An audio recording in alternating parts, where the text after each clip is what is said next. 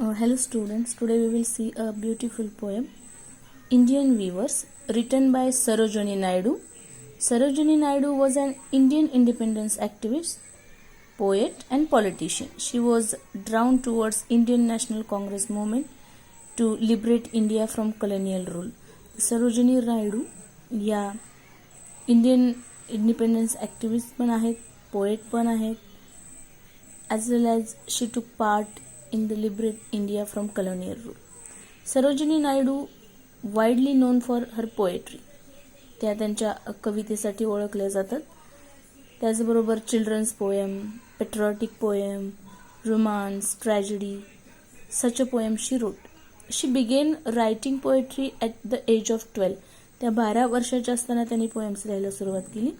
So here the today's poem is Indian Weavers. Weavers म्हणजे विणकर, भारतीय विणकर. The Indian Weavers by Sarojini Naidu consist of 3 stanza. ही 3 स्टांजाची शॉर्ट पोएम आहे. In this short work, 3 stages of man's life are symbolized. तर ही कविता एक symbolize आहे ह्युमन लाईफच्या 3 स्टेजेसचं through the weavers creation. Weavers जे काही विणत आहेत, जे काही विणकाम करत आहेत, ते 3 ह्युमन बिंगच्या लाईफचं सिम्बॉलिकली त्यांनी डिस्क्राईब केलेलं आहे. First of all we see it stanza wise. What is the actually poem? So the weavers weaving at break of day, weavers weaving at break of day, why do you weave a garment so gay? Blue as the wings of a helicon wild, we weave the robes of a newborn child. In the first stanza, poet asks, पहिल्या स्टांजामध्ये सरोजिनी नायडू विणकरांना विचारतात की हे विणकरांनो, तुम्ही सकाळी सकाळी किंवा break of day it is a phrase, ही एक फ्रेज आहे, म्हणजे अर्ली मॉर्निंग मध्ये तुम्ही काय विणत आहात? Why do you weave a garment so gay? Blue as the wings of halcyon. Halcyon here is a kingfisher, a bird, kingfisher नावाचा पक्षी. तर या पक्षासारखं तुम्ही कोणते गारमेंट सकाळी विणत आहात? We weave the robe of newborn child. तर विणकर इथे सांगतात की आम्ही न्यूबॉर्न बेबीसाठी काय विणत आहोत?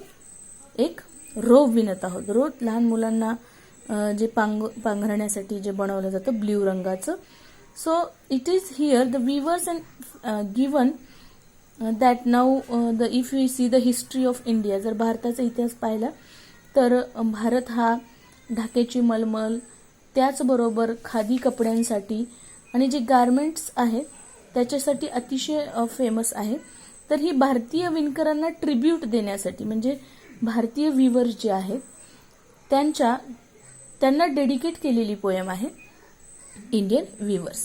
तर पहिल्या स्टांजामध्ये कवी त्यांना विचारते की हे विणकरांनो, ब्रेक ऑफ डे, अर्ली मॉर्निंगमध्ये तुम्ही काय विणत आहात? तेव्हा विणकर सांगतात की आम्ही काय विणत आहोत? आम्ही हेलिकॉन बर्ड्ससारखं तुम्ही काय विणत आहात? तर ते सांगतात की आम्ही काय विणत आहोत? आम्ही एक लहान न्यूबॉर्न बेबीसाठी रोब विणत आहोत.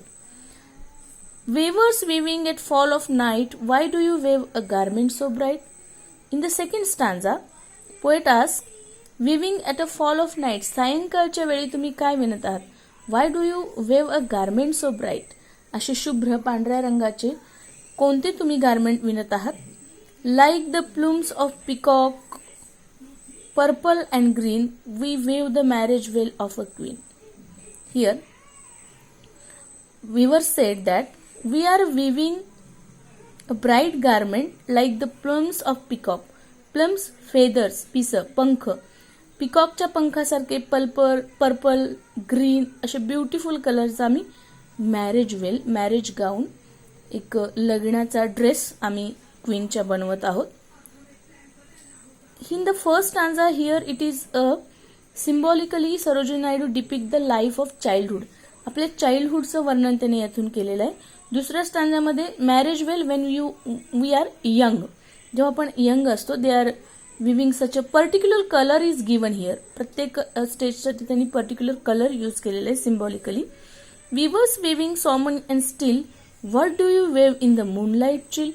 In the third stanza poet ask, weavers weaving solemn and still, what do you weave in moonlight chill? White as a feather and white as a cloud we weave a dead man's funeral shroud. आणि लास्टच्या स्टांजामध्ये कवी विचारतो म्हणजे Sarojini Naidu, weavers तुम्ही अशा रात्रीच्या वेळी मूनलाईटमध्ये काय विणत आहात?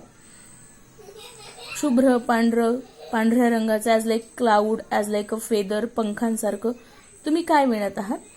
And they said we are weaving a dead man's funeral shroud. आम्ही डेड मॅनचा फ्युनरल श्राउड विणत आहोत. आम्ही कफन तयार करतो. जसं एखाद्या व्यक्तीचा मृत्यू झाल्यानंतर त्याला रॅप करण्यासाठी जो कपडा वापरला जातो त्याला श्राउड असं म्हणतात. तर श्राउड आम्ही विणत आहोत.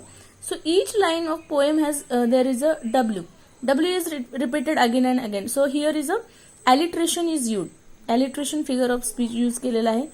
त्याचबरोबर metaphor, break of day, day is born, a new born child is the first stage of life. त्याचबरोबर इमॅजरी हा पोएटिक डिव्हाइसेस यूज केलेला आहे. सिमिली म्हणजेच उपमा हा अलंकार दिला. Like the plums of peacock म्हणजे मोरांच्या पंखासारखा. लाईक, सो सारखा असे जेव्हा शब्द येतात ॲज, तेव्हा सिमिली हा अलंकार होतो. Like a blue as the wing of halcyon wild. So simile, imagery, metaphor, alliteration असे अलंकार या कवितेमध्ये पाहायला मिळतात. अशी शॉर्ट अशी beautiful poem. So what is the theme of the poem? Theme of the poem is a cycle of life. What is the theme of the poem? Cycle of life. And the weavers use colours associated with the bird, marriage and death. म्हणजे theme आहे या पोएमची cycle of life, जीवनाचं चक्र, जसं आपण जन्म घेतो, then यंगनेस, youth, adulthood and the death. So in this poem, beautiful way of the poet salute the weavers of India. I find that weaver are not only skillful but also talented. तर भारतातले विणकर हे एक best असे talented आहेत, skilful आहेत आणि त्यांना ट्रिब्यूट करणारी ही पोएम.